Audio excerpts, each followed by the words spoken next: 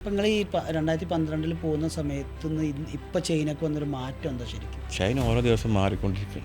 ഭയങ്കര ഡെവലപ്മെൻറ്റ് എന്ന് പറഞ്ഞാൽ ഓരോ ഇന്നോവേറ്റീവ് ആയിട്ടുള്ള പ്രൊഡക്റ്റ് ആയാലും ടെക്നോളജീസ് ആയാലും ഭയങ്കര ഡിഫറെൻറ്റാണ്. സാർ ചൈന വന്നിട്ടുണ്ടോ? ഇല്ല. വൺസ് ഒരിക്കൽ നമ്മളപ്പോൾ വരാം, ഒന്ന് സെൻഷനൊക്കെ ഒന്ന് കാണാം. ടെക്നോളജികളൊക്കെ അത്രയും വലുതാണ്. നിങ്ങൾ ചൈനയിലല്ല ശരിക്കും ബേസിക് നിങ്ങൾ കൂടുതൽ ടൈം ഉണ്ടാവുക? അതെ, ഉണ്ടാവുക.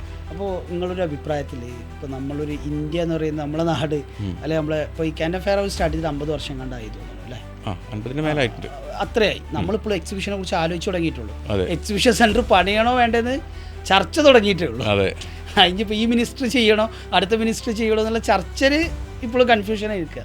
അവർ 50 വർഷം മുന്നേ എക്സിബിഷൻ സെൻറ്റർ തുടങ്ങി ലോകത്തിനെ മൊത്തം അങ്ങോട്ട് എത്തിച്ചു. അപ്പോൾ ശരിക്കും നിങ്ങൾക്ക് ഈ രണ്ട് ഡിഫറൻസ് എങ്ങനെ ഫീൽ ചെയ്യാറ്?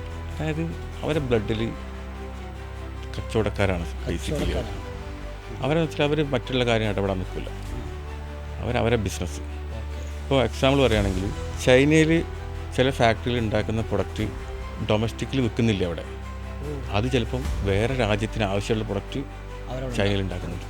അതായത് അത്രയും ഈ ഇൻഫ്രാസ്ട്രക്ചർ ആയിക്കഴിഞ്ഞാലും ടെക്നോളജി ആയിക്കഴിഞ്ഞാലും ഭയങ്കര. 2012 ഞാൻ പോകുമ്പം ബുള്ളറ്റ് ട്രെയിൻ ഉണ്ട്.